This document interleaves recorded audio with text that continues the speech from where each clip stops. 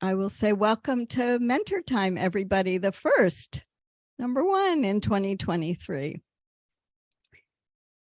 All right, this is your signal to, if you don't want to be on video, please take your picture, your face off and put your picture there, or take your name off. Okay, Jess, I figured, yeah, you're set. Just last week, Jess got a flag that I had canceled last week's meeting, and she wrote and said, I miss it. When are we starting again? So I'm happy to have people enthusiastic. Today, I didn't put the agenda back in, but we have two things. One is the topic, and another is a submitted question. So we're going to start today with the topic of the week. What will I change this year? And we'll talk about two things, changes and opportunities, and then what will you do taking this forward? And then we're going to move on to the question. And I'll go over this in detail when we introduce that section. So let's get started.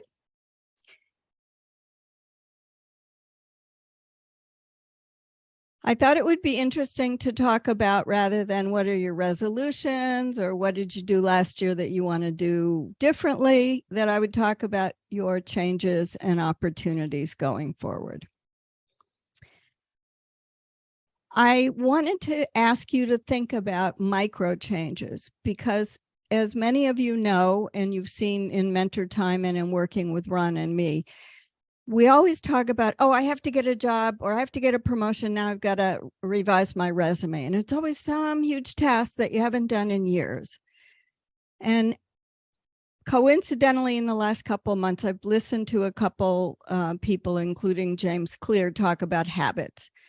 And James Clear talked about atomic habits, which is interesting because I have always thought of things for probably the past 20 years as making small changes. Like I call it my micro cleaning, clean the sink while I'm brushing my teeth or after I'm brushing my teeth, and then the bathroom's almost clean. So I'm not promoting him or anybody else, but he talks about atomic habits, and I didn't know what that was until he explained it, but it's basically making small incremental changes.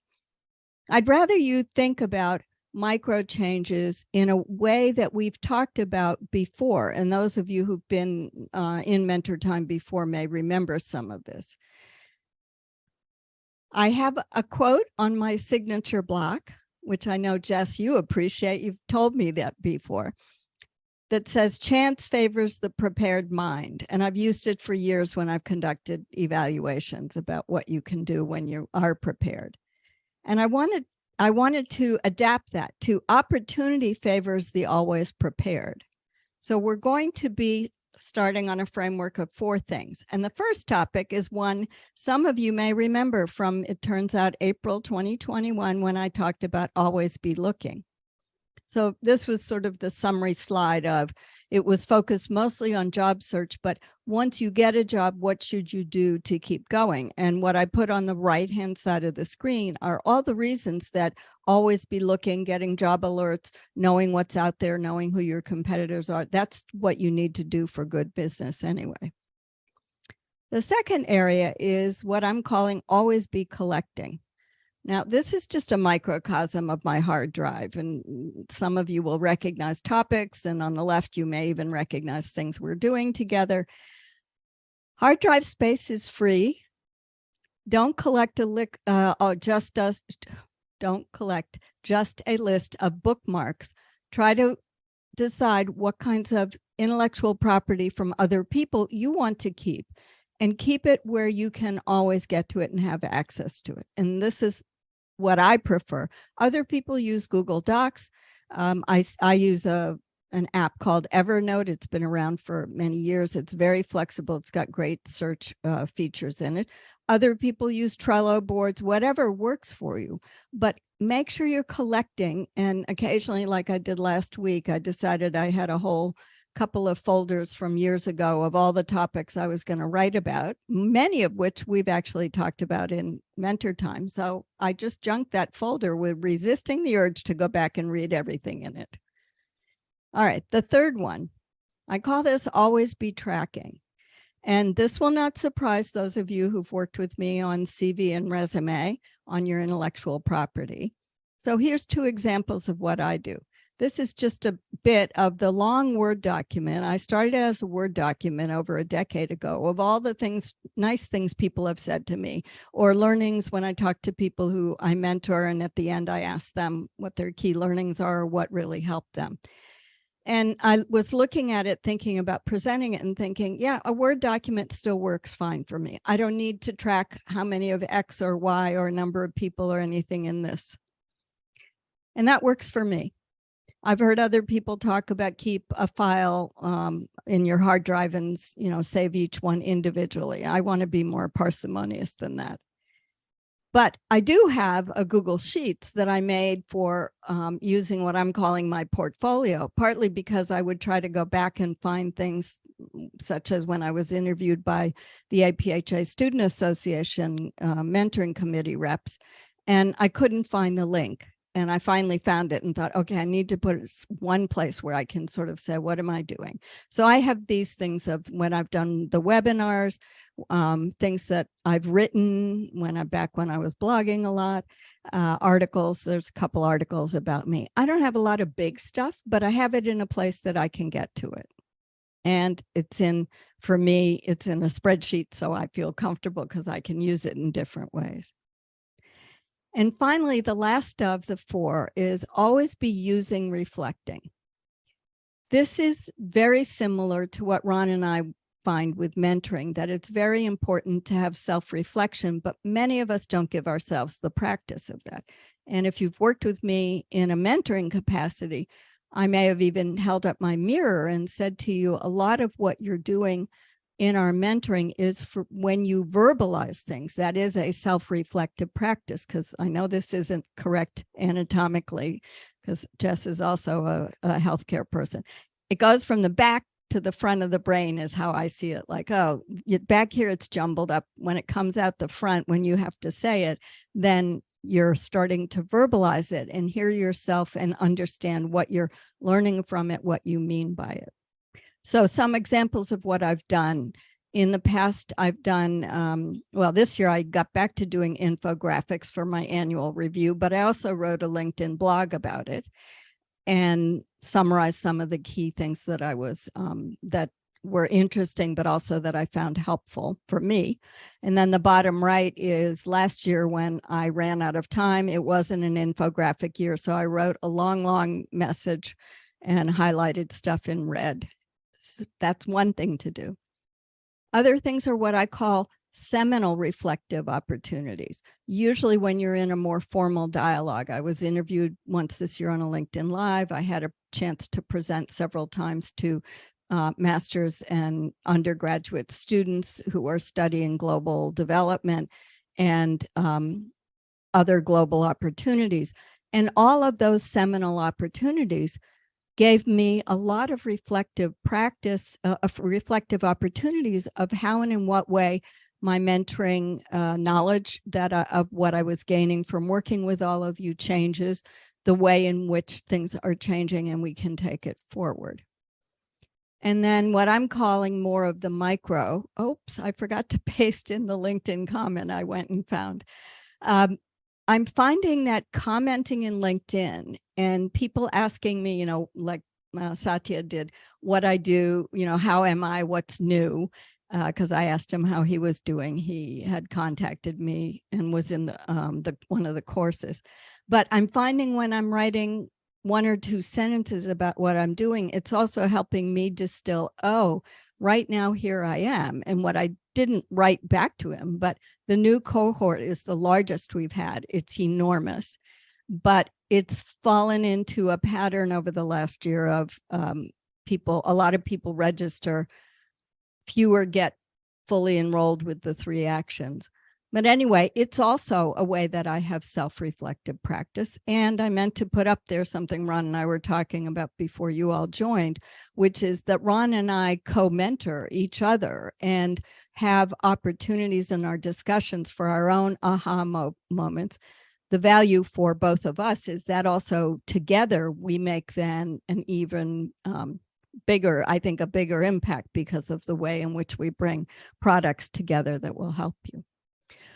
So that's a framework that I thought might be helpful for you to think about going forward. I'm not talking about resolutions. I'm talking about making small steps. And that's why I talked about this.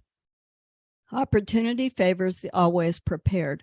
So instead of saying, oh, now I have to do this, or remember, sometimes I remember to remind you quarterly to update your CV or your resume. Let's see if we can start with some small changes and start your always preparing. So I have several that I want to go over with you. The first one, always be prepared, always be looking. The world of work is changing. If you could just take 10 minutes today or tomorrow and identify the things that you see around you that are changing. And I'm asking you to spend time doing it because you probably think about it. And I know some of you come to the changing world of work that we've ended up doing almost every 2 months now. But what is it in your world, in your topical area, in your geographic region that is changing? And how and in what way does that influence what you need to be doing when you talk about always be looking? For always be collecting, I really, really can't encourage this enough. And we've talked about it before. You need to have all of your contacts. And many people who have a work address that's separate from their personal professional address run the risk of leaving a job or being asked to leave immediately if something happened, and all of the contacts that you value and that you might want to have take forward are on your work computer.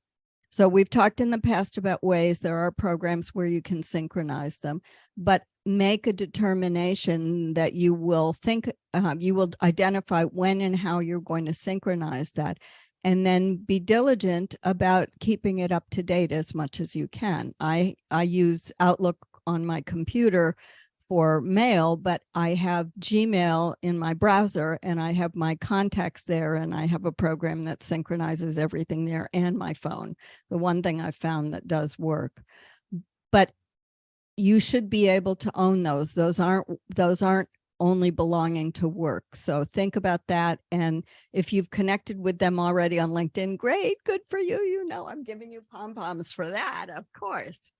But I want you to always have someplace either in your phone, or for me, I always even download the database into a CSV file because I don't want to ever be without contacts that are valuable to me. The third action is things not to forget. The reason you want to be reflecting is it really helps you answer the question, how will I track what I did last year, what I've done differently that I will be taking forward? Because that is your evidence of past performance, will predict your future actions. And for promotions, job changes, those things are very important, as we've often talked about. And the final one, in your self-reflection moments, try to identify some of the big, small, whatever aha moments, because we all have them. Ron and I do frequently because I get the opportunity, we do, to talk quite often, every week or every couple weeks.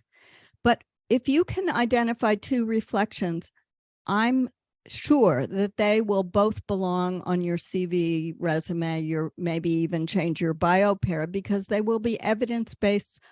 Oh, wait, that's what I do now. Or, oh, that's how I can describe myself. Or, oh, maybe you forgot about some important article you wrote, which would be hard to do unless you write 10 or 12 a year. So the only reference is a Dropbox link to the Always Be Looking video from last year. I looked at it today and thought, oh, I did trim it finally, but I haven't not captioned that one. So it'll go out by link.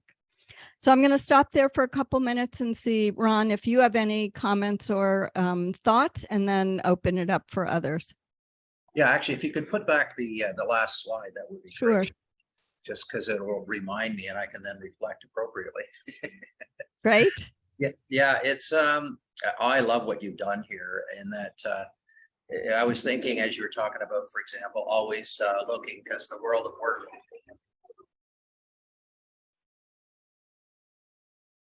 We lost you. Oh, That's, go ahead. that's proof that I was in Mexico. I don't know whether you heard that car, but I sure as heck did. Well, we Anyway, knew something happened. well, anyway. So always being looking, and because the world of work changes. Now, I'm not in the workforce, but I find it fascinating, especially in the last 2 years, what has been happening. And we often talk about the virtual world and all the rest of it. And every business is being impacted.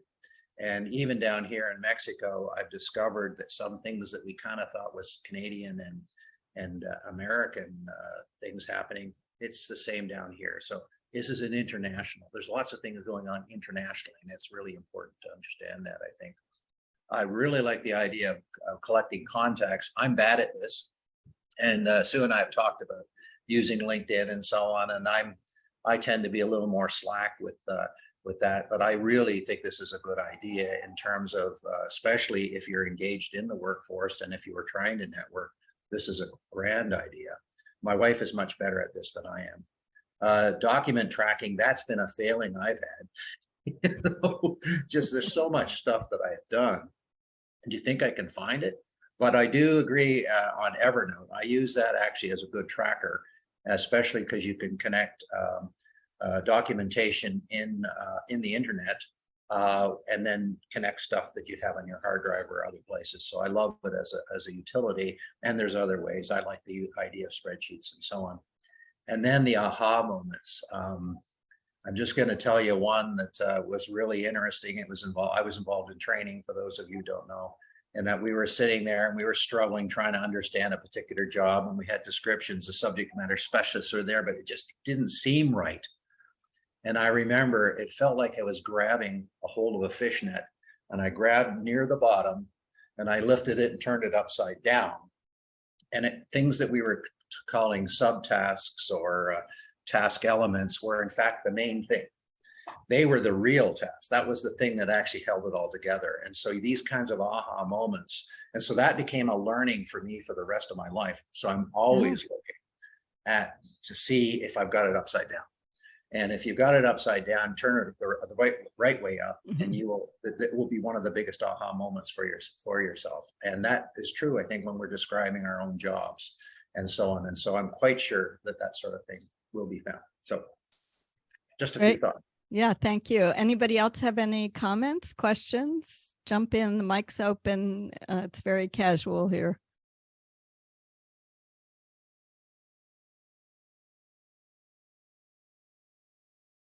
All right. Well, I know that. Oh, Peter, go ahead. I'm gonna say I like these as little things that we can continue to do throughout the year, and just kind of small things to keep remembering and keep plugging at, so that you're always kind of ready, always prepared, as you said. Just ways to keep taking steps, even though you might not be taking big steps in other ways, but these are little steps to continually take. So I think this will. Great. Thanks so much, Peter. That's great. All right. Anybody else? Yeah. Just a comment on what Peter had to say is, I think sometimes we don't start stuff because we see it as such a big thing.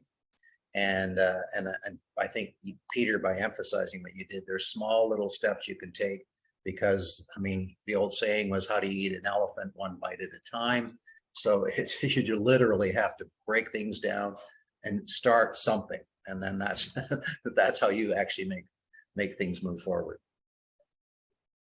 Thank you, Ron. That's great. Yes, you're right. One bite at a time. And that's, from working with Ron and me, we like to make things get you to the next step, and not, we know the ultimate goal is I want a wonderful career and I also want to have work-life balance. But right now we just want to get you a job or a resume or whatever you're working on. All right, great. Thank you for the interest in the topic.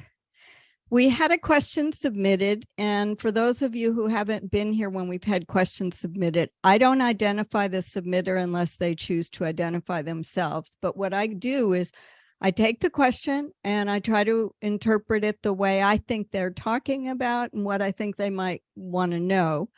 And then you're welcome, if you want to have any discussion, you can open this wide up, or if you choose not to announce yourself, that's fine too. So the question is, what are the signals to look for when determining if to stay and grow at a company or change companies to find more job satisfaction? And when I read this question, it immediately called to mind something a very senior person that I worked with at my last job told me.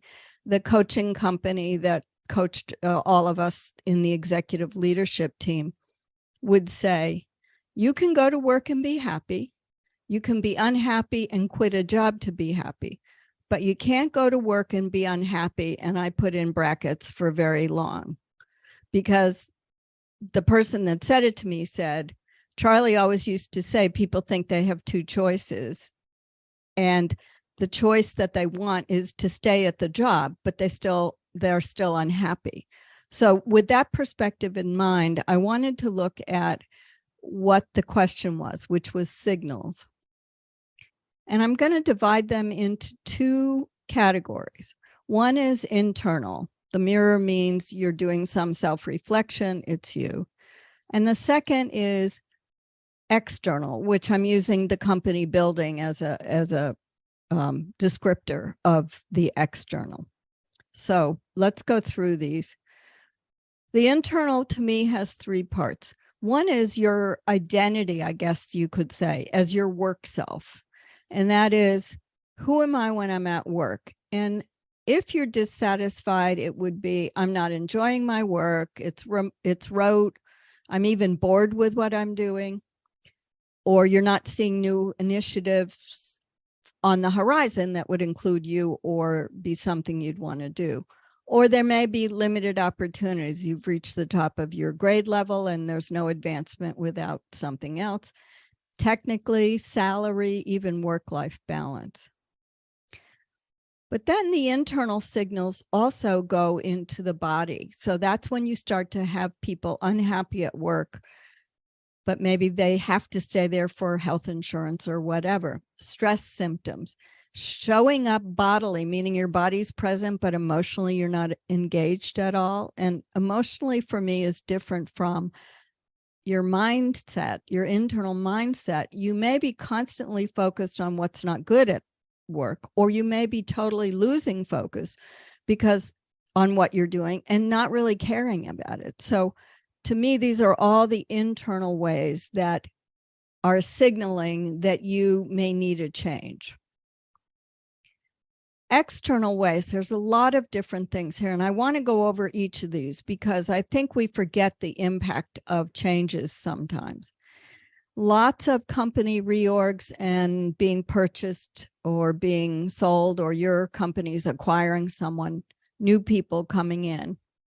That's always a signal that something's changing, and it causes a lot of distress because there are going to be changes with either efficiencies or more people than you're used to.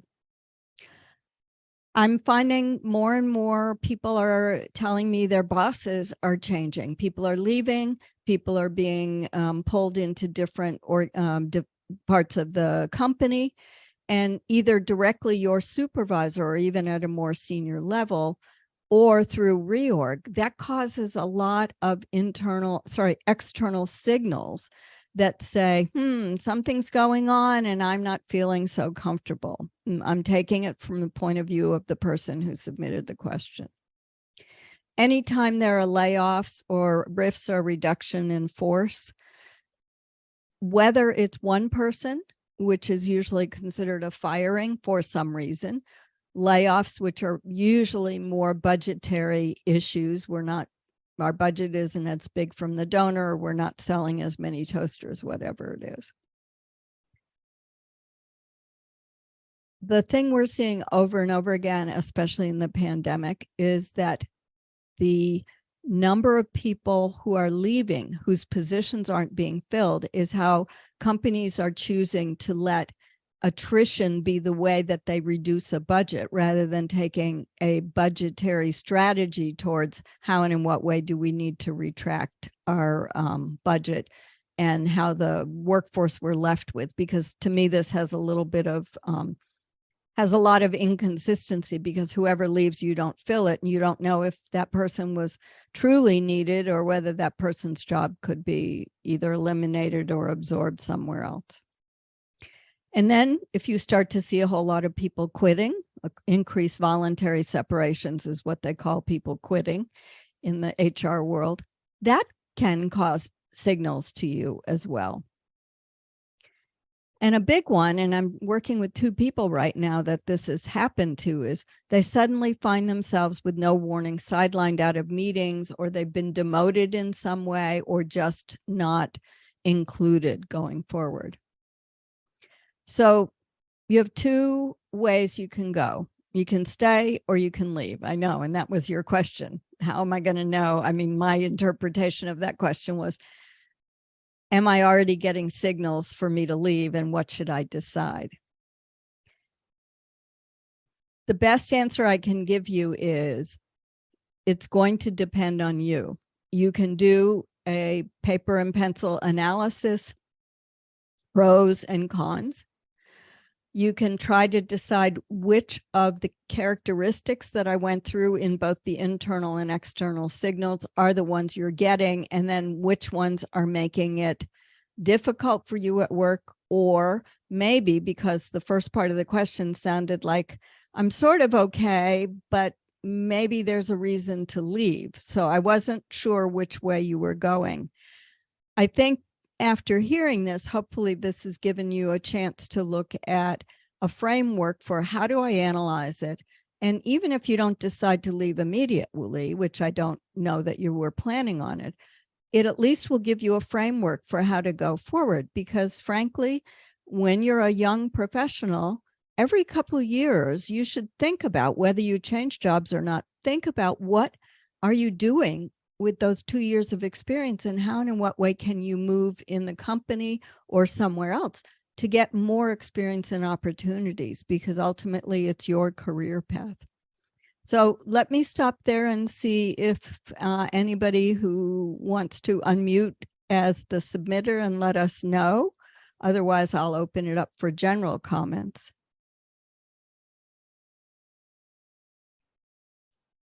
Hi, I submitted the question. Thanks, Carrie. I worked with Sue last year, and because I had moved, and then I just had to kind of find a job that was in my field, and I was happy to do that. But the position I'm in now, yeah, I like what I do now, but I just don't see growth in my position at this company. So I'm like, should I stay or should I go, or start looking? So. Was this helpful to think about this in this framework? It's a lot of good prompts to think about and how to break it down in between the different types of signals. Good. And you will, traditionally I send a link out probably by tomorrow morning, maybe even tonight, to the recording. And I also send the PowerPoint out to anybody who's attended so that you've got it to use, or when I put links in, people want the link. So you'll have that soon to work from.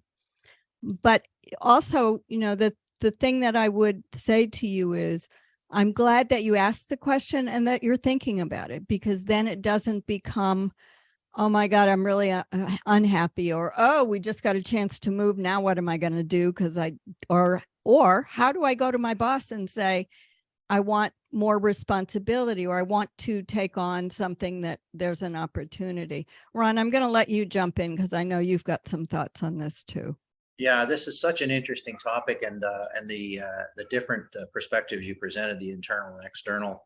In fact, I came up with a couple more on my own, but oh, good.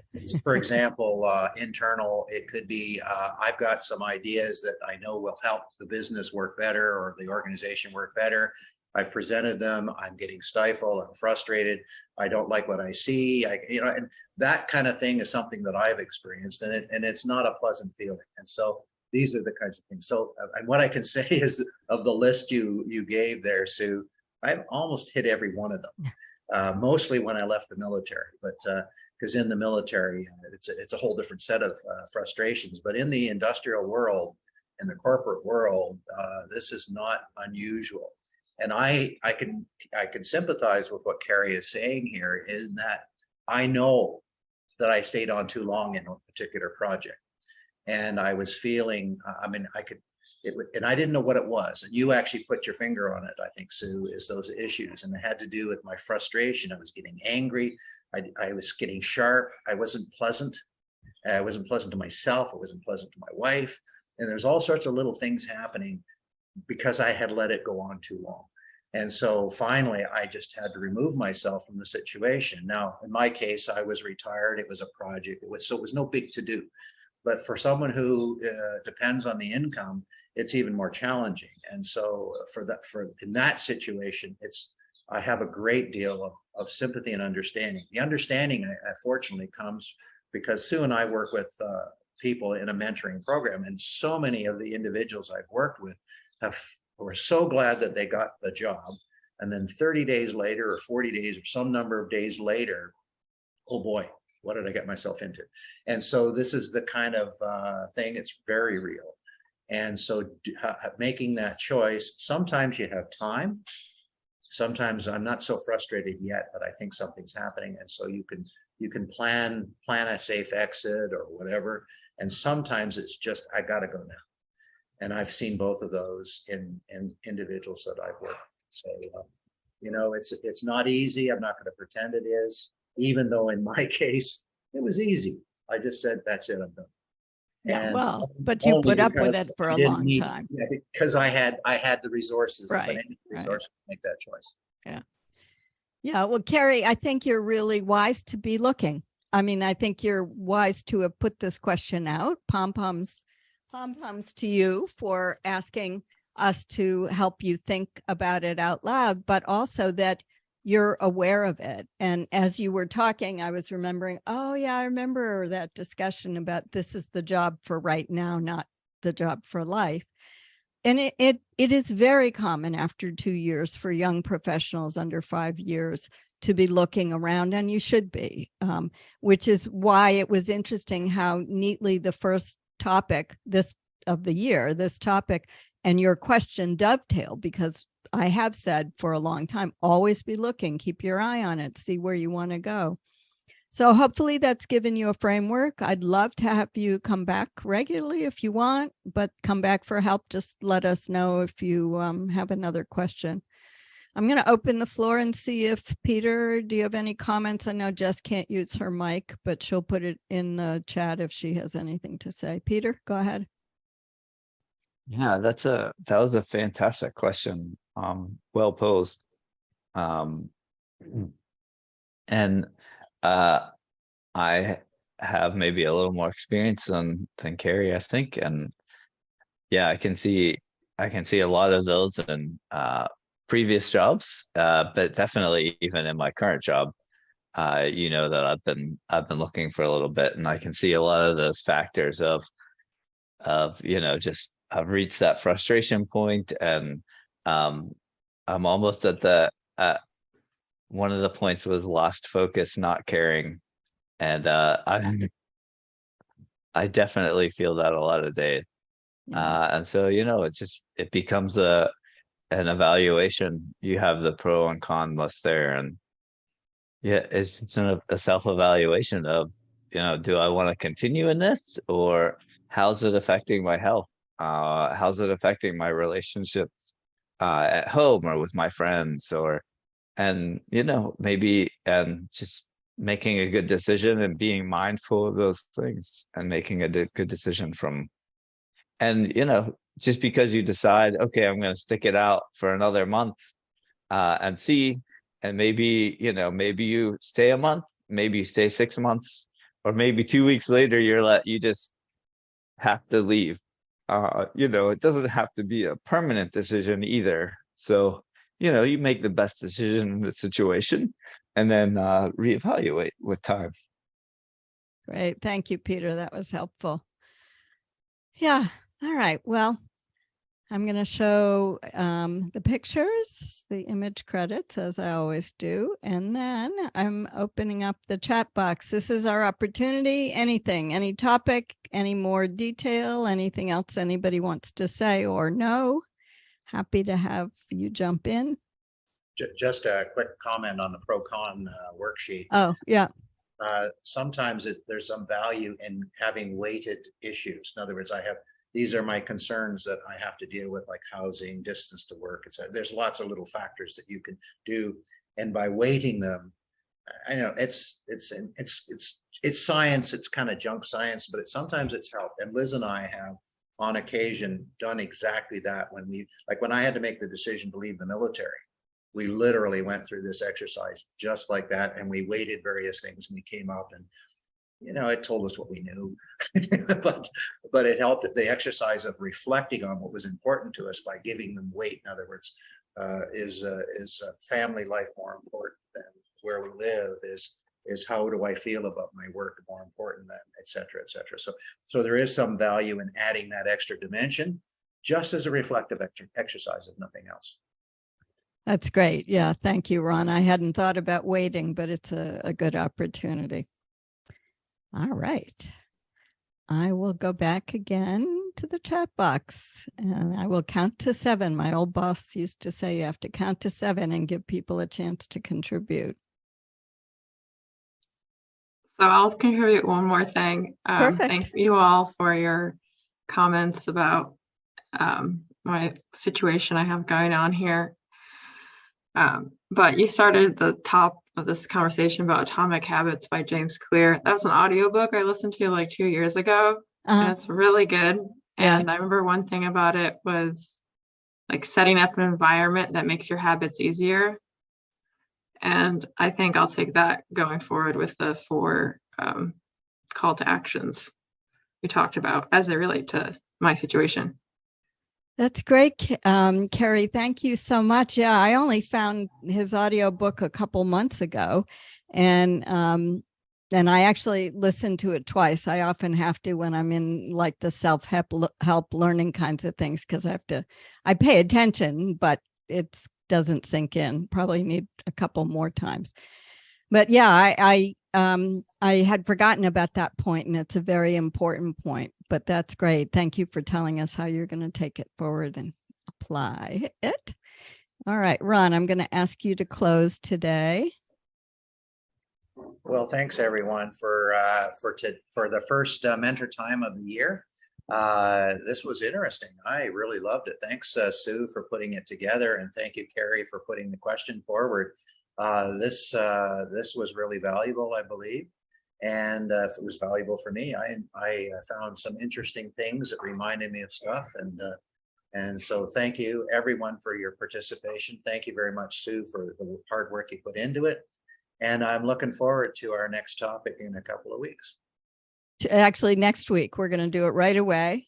We're doing it next week. The update on the changing nature of work, because we actually haven't done it since November. So that'll be almost 3 months.